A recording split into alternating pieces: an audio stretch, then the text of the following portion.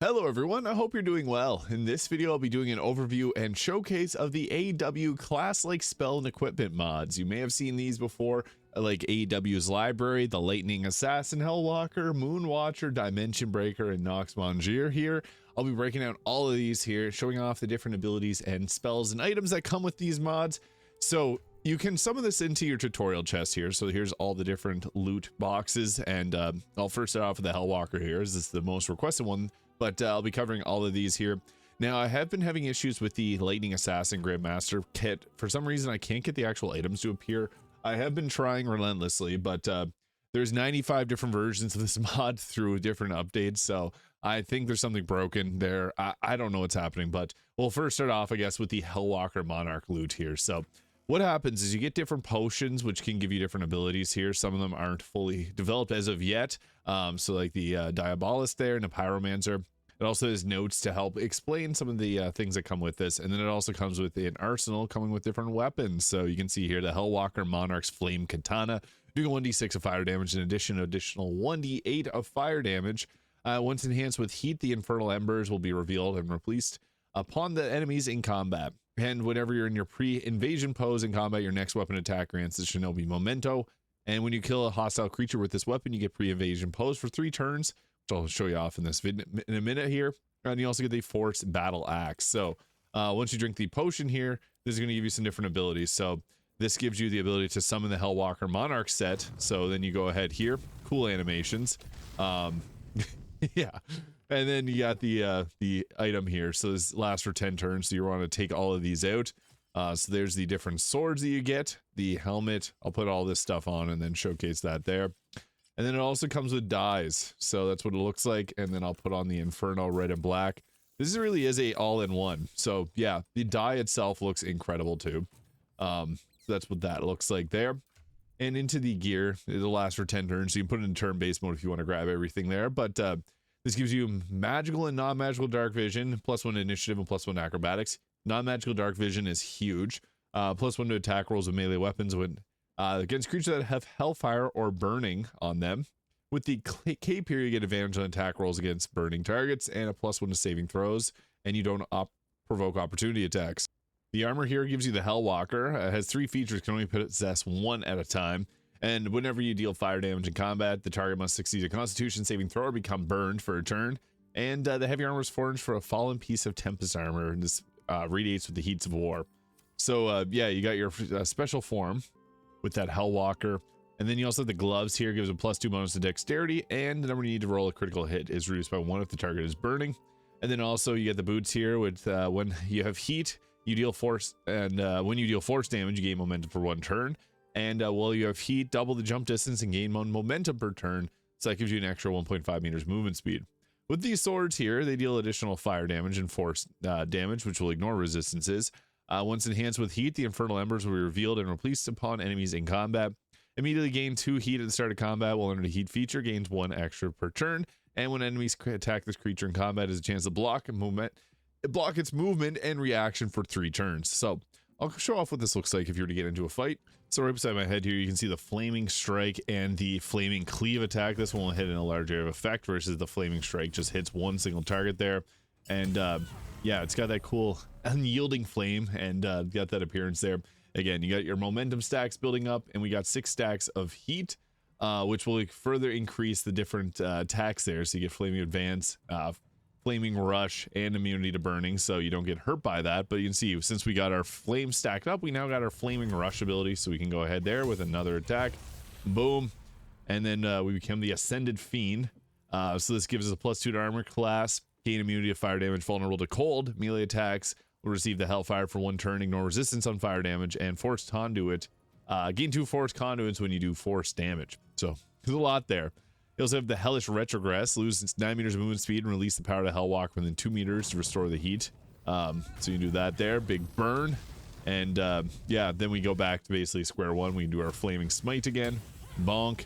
And then this unlocks more Flame Advancing, release all the heat within 2 meters to advance the Hellwalker feature. So we can use that to further go even further. We became an Ascended Fiend there for a second.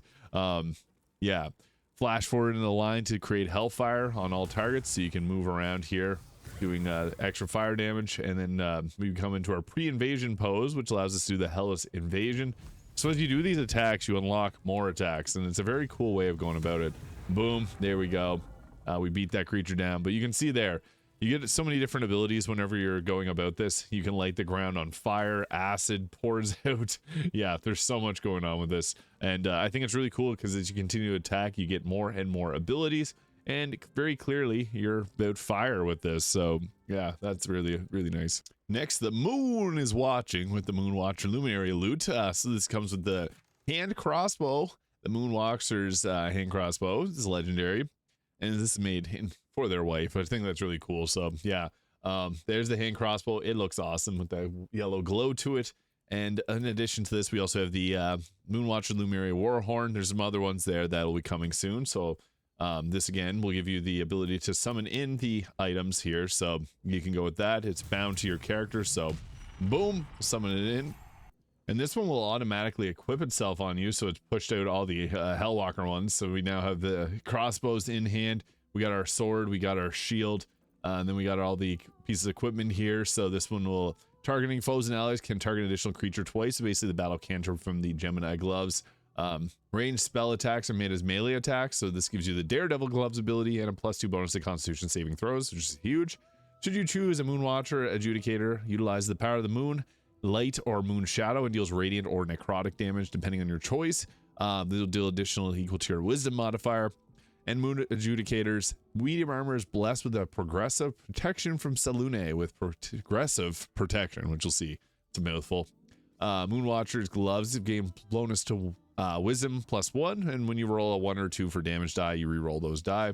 +2 to spell save DC, and religion, whenever you deal radiant or necrotic, you gain arcane acuity for a turn, increasing your spell save DC. And a +2 bonus to your armor class. Whenever you deal radiant or necrotic damage with a spell, you gain momentum for 2 turns. And when you cast a spell that requires concentration, you get momentum for 5 turns. And with the sword here, when enhanced with heat, I guess it's just the Hellwalker one still. And then we also got the new Moonwalker's shield here, which gives you Selune endowed Moon Adjudicator shield with progressive protection in order to advance her loyal Moon Watchers. 1d4 bonus to saving throws and +1 to Constitution saving throws, and advantage in saving throws to maintain concentration on a spell. And you gain Battle Arcana. So yeah, I'll show what this looks like. It's a spectator version too. We got Moonlight or the Moon Shadow, so you can add additional radiant damage or the necrotic damage. And then as you continue to do that, you got different weapons abilities. So you get the Shadowed Weapon, so you can buff yourself up with that. And then we also have the Shadow Moonbeam. So this is similar to Moonbeam, but it does necrotic damage, and you can place down 2 beams. So boom, necrotic and divine damage there. And then you can also move those around to reapply it and literally blast through the enemy quickly with that. And you also have the Moon Shadow Beacon, which gains Moon Shadow Watcher for 3 turns automatically. So you can apply this to your team here, and it's just going to give them a nice little buff. So you can go ahead there, cool animations, and unfortunately they failed their save. Armor class reduced by 1, the number needs to hit a critical is increased by 1 or reduced by 1, so they have a higher critical hit chance alongside that. And yeah, you also have the Moonlight Watcher there, so you can automatically get this upon yourself or summon it on your team. The big thing that being is the hand crossbows there with additional radiant damage, and it applies radiating orbs, and when deals damage while 50% health points or less, gains Moon Shield until the end of combat. And this one will double proficiency bonus on ranged weapon attack rolls unless they have a disadvantage. And this crossbow, once it belonged to a revered Moon Watcher Adjudicator, blessed by Selune herself, carries the weight of a divine legend, testament to the moon's enduring grace. When you deal radiant damage or necrotic, they must make a wisdom saving throw or become baned, getting a 1d4 negative to their saving throws and attack rolls. So yeah, this is more of a like a spellcaster ranged hybrid here. It's really cool too. I think this is an interesting one. And next is the Dimension Breaker, which comes with a staff here, which is glowing, looks cool, doing psychic damage. Cosmic elements have permanent enhanced this weapon when first he who broke into the dimensions. While has cosmic energy, you gain a +1 bonus on unarmed attack rolls and damage. And after using Supersonic Sprint, you gain the benefits of Blade Ward for 3 turns. There also is some fist weapons here, so you can apply these if you want to go around punching people. And then we also have the Torch here, which will give you the armor set, so you can then summon in the Obliterator set here. So again, these items will give you the ability to summon that in, and then it gives us the chest here, which comes with all the loot. So it has the fists here with the psychic damage, and then there's a cold damage version, energy bow, which is cool. Then we also have the helmet. I'll go over all the pieces of the loot here in just a sec. And I guess for some reason it's not actually let me equip them. It doesn't seem to have the tag that says that it's a specific armor set. So yeah, even their other armor I can't remove for some reason. I guess it's supposed to be bound to your character. So yeah, I recommend to take a long rest. So we'll try that. Yeah, after long resting, I've discovered it does not remove the items here. So yeah, there are some issues with that. I'm just reload.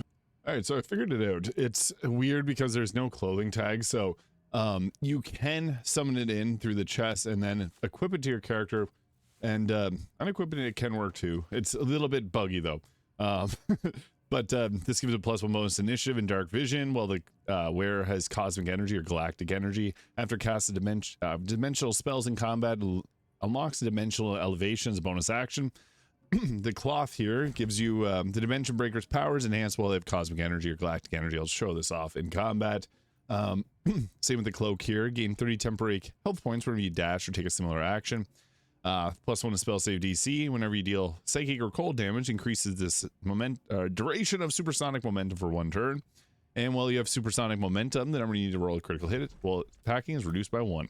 So summoning that in there will show off the abilities in combat. And it looks like the drunken monk robe. So we got the ability to phase in and out, dealing cold and psychic damage. So the supersonic sprint here, we can sprint straight forwards at the enemy here. So boom, we can use that for a little momentum. And we have a special ranged attack here, doing cold damage, so you can use that to make an attack. And then this empowers our abilities here, so the dimensional charging, doing cold and psychic damage, and it'll unlock a special ability afterwards. So you do have to have a pathway to be able to make your way there. Oops. And then dimension strike out, which will do cold damage. So you can dimension strike in, dimension strike out, psychic and cold.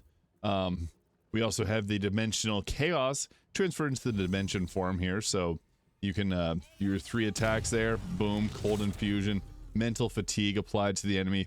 And then we also have the dimension elevation bonus action, utilize the dimensionational form or the dimension breaker form to fly for 12 meters. So yeah, you can use that to move around if you need to, if you wanted to fly. But you also have the cosmic turbo here, shuttle 30 meters and transform into your dimensional form. So we got this as well. So that just teleports you around, and then you can use dimensional elevation again to fly around, not getting hit by opportunity attacks. So basically with this class, you want to get into your attacks, and then you got different types of punches that you can apply and deal damage with, dealing cold or psychic. So yeah, you want to use the dimension shot to go into your dimension form. Then you got different abilities, speedy abilities. You can teleport around doing psychic and cold damage. It's pretty interesting, and we'll now cover the Noxmonger final class. So this comes with the King's Arsenal here, coming with a cool short bow, and then there's another version of the long bow. We also got the Knight Sword, and then we also have daggers too that you can use if you wanted to go with daggers. This is kind of a poison-based build and acid. So then we also got the Raider loot here. So this stuff you can change out pretty easily, so that's nice. And we'll apply all that. And there's also a book of recipes here to make different types of arrows and grenades, because it does come with a unique poison, so you can combine that together using the recipes to make your own weapons. You just got to read the instructions that come with it. Now, what this looks like in terms of gear, so this gives you magical dark vision. Whenever you disengage, you create a poison cloud. Whenever you deal melee damage to a Nox, whenever you get hit with a melee attack, the attacker will take 5 to 40 acid damage and will become noxic corrosive. All this Noxicologists have immunity from acid and brews 2 alchemical solutions, so similar to the transmutation wizard. And yeah, this one is kind of cool. I'll show it off again in combat. Deals acid or poison damage whenever you do a Noxic aura, and whenever you do ranged weapon attacks, you gain momentum for a turn. And you also get the acid damage here. So we got our 2 daggers applied there. So you get Nauseous Mark, which you can apply to only humanoids, which will do target's armor class reduced and becomes vulnerable to acid damage or loses the acid damage resistances. So that's nice. Being able to apply a vulnerability to a damage type is always good. You do have a acid bow attack here. Then we have the Raider's trick, using our bonus action and a reaction. When you shoot a target within 2 meters, you can deal additional 2 to 16 acid plus proficiency bonus and disengage. So pretty cool. And we also have the Raider's aim, sacrifice movement speed to roll range weapon attacks twice and use the highest result. So boom, flat out increasing your overall damage. Noxic Venom can apply the venom to the target, so we can go ahead there. We poison them now. And the Noxic Venom, it halves their movement speed and makes them vulnerable to poison damage. So they'll take double damage from any other poison attacks. So we also have Noxic Healing. You can use this to heal yourself and nearby allies. So it's kind of cool. You're a support style class as well. Noxic's Explosion as well. You can do this big acid explosion. And this increases the Noxic Erosion. So they take acid damage per turn. And this reduces also their armor class as well. So it's pretty powerful. They take 1.8 meter, or every creature within 3 meters takes 1 to 8 acid damage. And then the Noxicologist will give you advantage on attack rolls as well, so you can use that too. Pretty nice because you can apply that extra damage on the target and then just go ahead with blasting, and then you have bonus action attacks that you can do as well, and you can attack twice with your bonus action. That's actually pretty effective. You can only use this per turn. With a lot of these abilities, they're once per turn.